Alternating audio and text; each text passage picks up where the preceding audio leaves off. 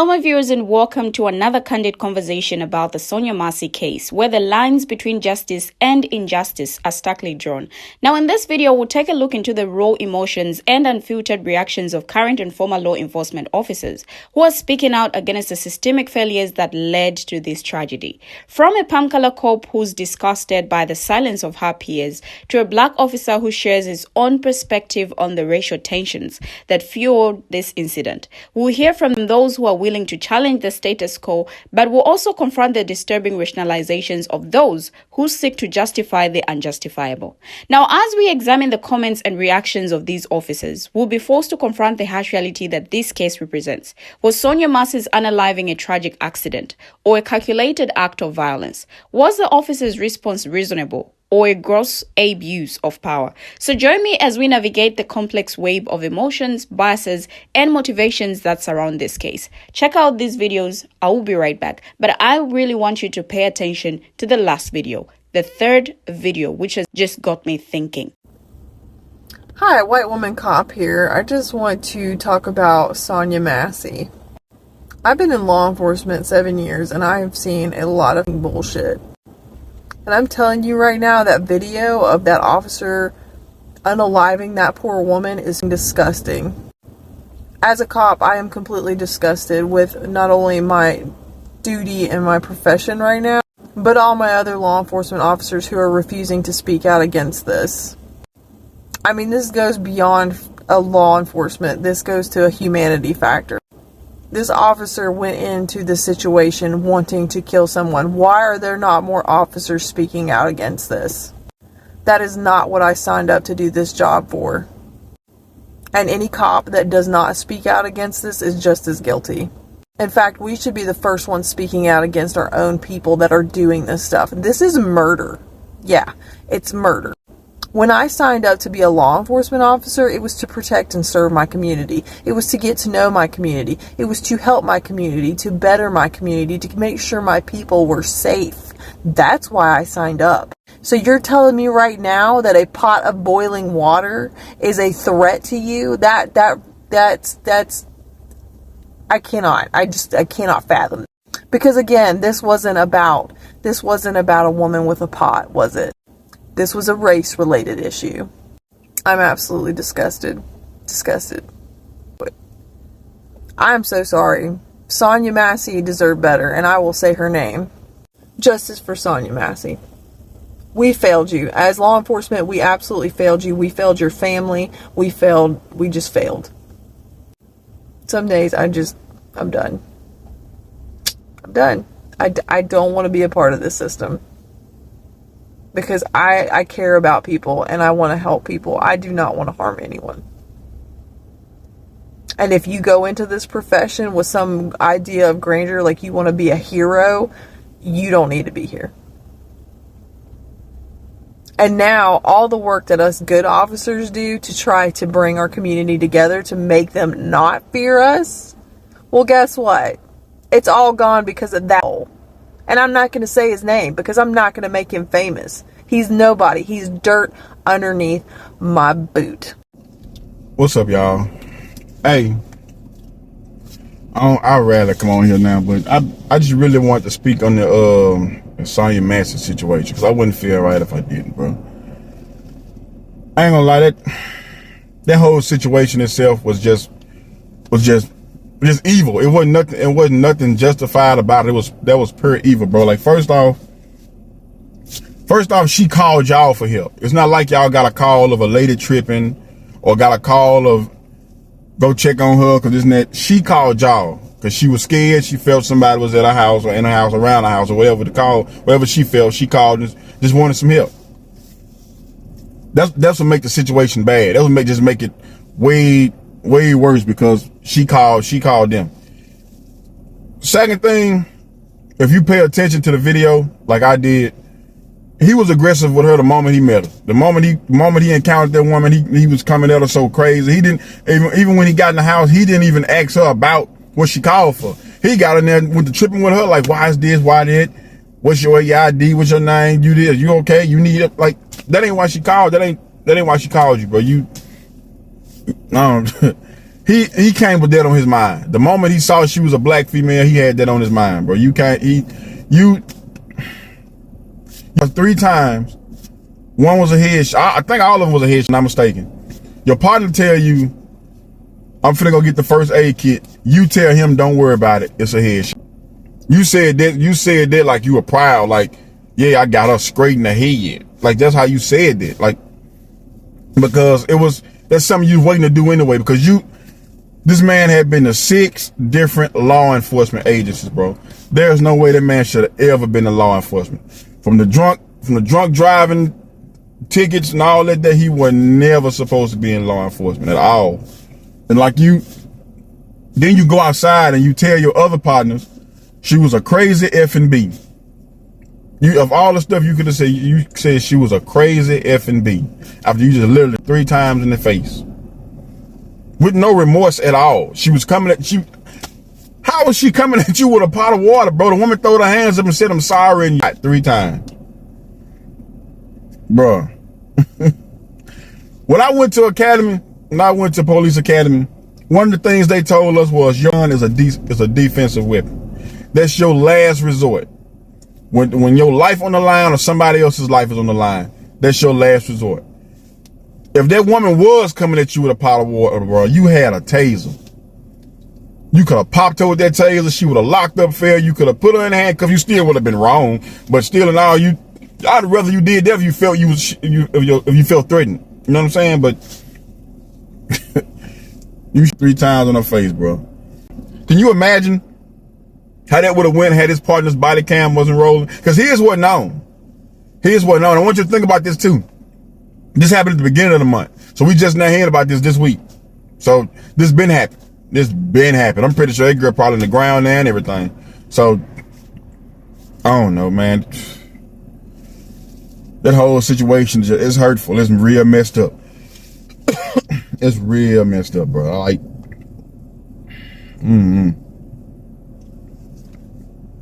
like that's a bad look on law enforcement. You know, you do got a lot of bad eggs out there, a lot of bad apples out there, but that's why I got in it, because I want to change that narrative of all law enforcement are bad. And I understand why folks feel like that when you got stuff like that happening, but it's kind of hard. It's kind of hard to defend it when the media is showing more of the bad. And I kind of understand why would they show the bad and not show the good, because it's messed up how it's happening. You know what I'm saying? But, bro, she called them for help, bro. She called them for help. It wasn't no traffic stop, no nothing. She called them to her house to protect her, and they killed her.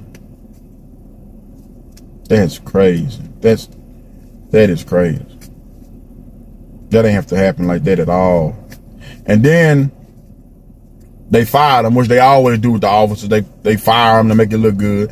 They charged them with first-degree murder. In my opinion, it was premeditated. Because the moment you saw she was a black woman, I felt in your mind, you're like, okay, I'm finna get some stripes off her. I feel like if the moment she say something crazy, I'm gonna get her up out of here because she black. That's how I feel she feel. But they going with first-degree murder. I'm gonna be honest with y'all. I don't feel like they're gonna charge them with first-degree murder because they always get away with it. You know, but this one here got a good chance of getting of him actually going to jail for a long time. But I don't know. I mean, just because we in law enforcement don't mean we can do what we want. I mean, even though we law enforcement, we still got rules we gotta abide by. You know what I'm saying? But like I say, he went there with that on his mind, bro. He never once talked to that girl like she was a human. He just went there and just was blatantly disrespectful. But I don't know. I just wanted to come on here and speak on it because I wouldn't have felt right if I didn't. You know what I'm saying? But Alright, so this is the last video that I'm going to do on the Sonya Massey case for a while, at least until we get some updated information. And as you can see from my videos, over the last couple days, I've gone back and forth on this case. And that's okay if the goal is to be objective. I have absolutely no problem changing my mind about a case if new evidence is presented. But as of right now, these are my final thoughts about the case. Here we go. Any honest analysis about the Sonya Massey case must acknowledge the fact that she threw the pot of boiling water at the officer before she did. It's a fact. It's on video. Then we have to ask the same question that we do in every single officer involved case. Did the officer have a reasonable belief that his life or the life of someone else was in imminent danger of death or great bodily injury? So that's the question. Can a pot of boiling water cause great bodily injury? And the answer is yes, of course it can. So from the perspective of the deputy, Sonia Massey was in possession of a weapon, the pot of boiling water, that could cause great bodily injury. But Sonia Massey was a small woman, and she was throwing the pot from a crouching position. So in reality, how far could she really throw it? That's a relevant fact. And let me tell you this, if Sonia Massey had thrown the pot of boiling water at the officer from a standing position, then yeah, this would be justified and it wouldn't be close. And though it's not a law that police officers try to de-escalate situations like this, it's good practice and the officer did a terrible job. So that's something I'm going to consider as well. Also, while this incident was playing out, the deputy had the ability to back up and create distance. And he didn't. Instead, he closed distance. And he got closer to Sonia Massey. So I've laid out the general legal standard, and I've talked about some of the factors that I'm considering. So here's what I think. I don't know the use of force policy in Sangamon County, Illinois, but if this deputy were on most police departments, there would be enough policy violations there to terminate the deputy. Now, the civil standard for use of force by a police officer is objective reasonableness, and that's found in the case of Graham versus Connor. And given a totality of the circumstances, with the information that the deputy knew at the time, not including 20/20 hindsight, I do not think that this officer involved was objectively reasonable. But let me tell you, it's very close. And when it comes to criminal charges against the deputy, I think that first-degree murder is absolutely ridiculous. That's an overreach. If anything, appropriate charges would be something like negligent homicide, some kind of a Kim Potter type charge. Because it has to be acknowledged that Sonia Massey put the deputy in an awful position and forced him to make a split-second decision. So those are my thoughts on the Sonia Massey case. Now, let me start with the egregious misinformation spread by this palm color man in the third video, or last video rather.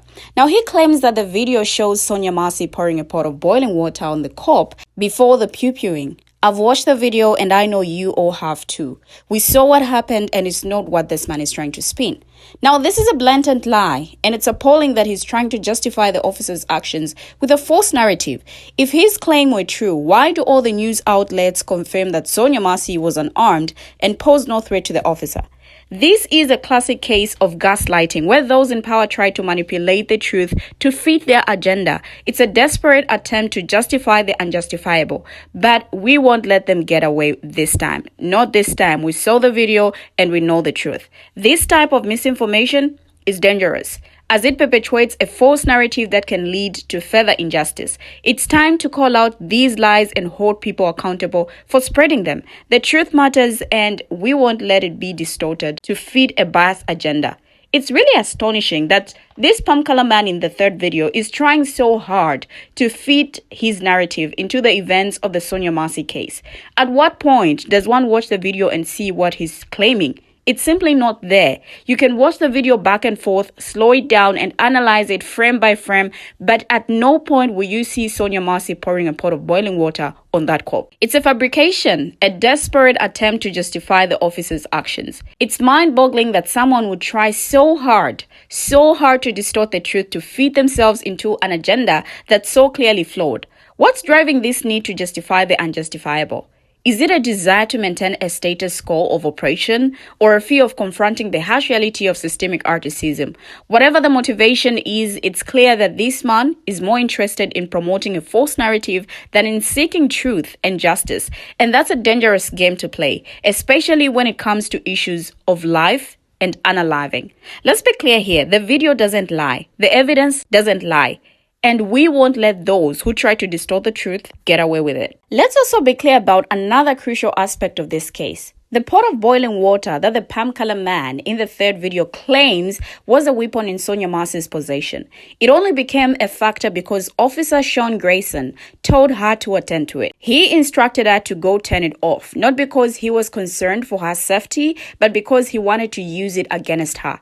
Grayson was fishing for a reason to justify his actions, and he thought he found it in the pot of boiling water. But in reality, he was the one who created the situation. He was the one who escalated the encounter, and now his team is trying to use the same narrative to justify his actions. This is a classic case of victim blaming, where the perpetrator tries to shift the responsibility onto the victim. But we won't let them get away this time. We see through their tactics. We know that Sonia Massey was not the aggressor here. She was simply trying to comply with Grayson's instructions, and he used that against her. The fact that this man in this video is parroting the same narrative as Grayson's team is telling, it shows that they're all trying to cover their tracks, to justify the unjustifiable. But no, not this time. We'll keep shining a light on the truth no matter how hard they try to distort it. Now, this is precisely why police brutality would never end. Because every time an officer is supposed to be held accountable for their actions, there's always a chorus of voices trying to justify their wrongdoing. They try to spin the narrative to make the situation look okay, to make the victim seem like the aggressor. But let's be clear. Sonia Massey's unaliving was an M. There's no sugarcoating it, no excusing it, no justifying it. It was a cold-blooded unaliving. And Officer Sean Grayson went in with the intent to harm, as the first palm color lady so bravely pointed out. The fact that there are people still trying to justify Grayson's actions is a slap in the face to Sonia Massey's memory and to the countless others who have fallen victim to police brutality. It's a reminder that there are those who will always prioritize protecting the status quo over seeking justice and accountability. But we won't be silenced this time. We won't be swayed by their attempts to distort the truth. We know what we saw and we know what it was. An unaliving, and we demand justice, not just for Sonia Massey, but for all those who have been victimized by a system that refuses to hold its own accountable. Now, let me just read a few comments on what people had to say about this man's video. This one says, I've watched the video so many times and haven't seen her throw any pot. Where is this video? It shows so clearly. This one says, I totally disagree. As a former officer that served for many years, serving our community in the state of Texas. She never threw the pot, her hands was up. What video did you watch, sir? I swear you can ask. The officer was like 10 feet away. I've seen that video many times. She didn't throw it. Now, people are asking this man if he watched the same video that we did. Did you watch the same video that we did? This one says, did he just say she threw the pot of water on him? I'm sorry, did we all watch the same video? How can you throw a pot of boiling water in a crouching position?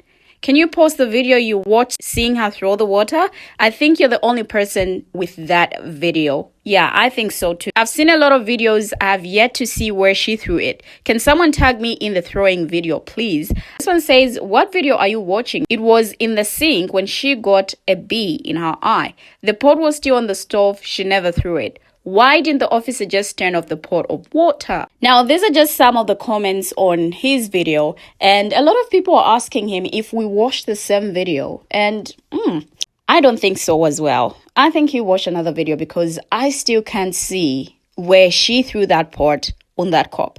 But share your thoughts in the comment section down below. Thank you for watching and see you in my next video as I bring you another interesting video.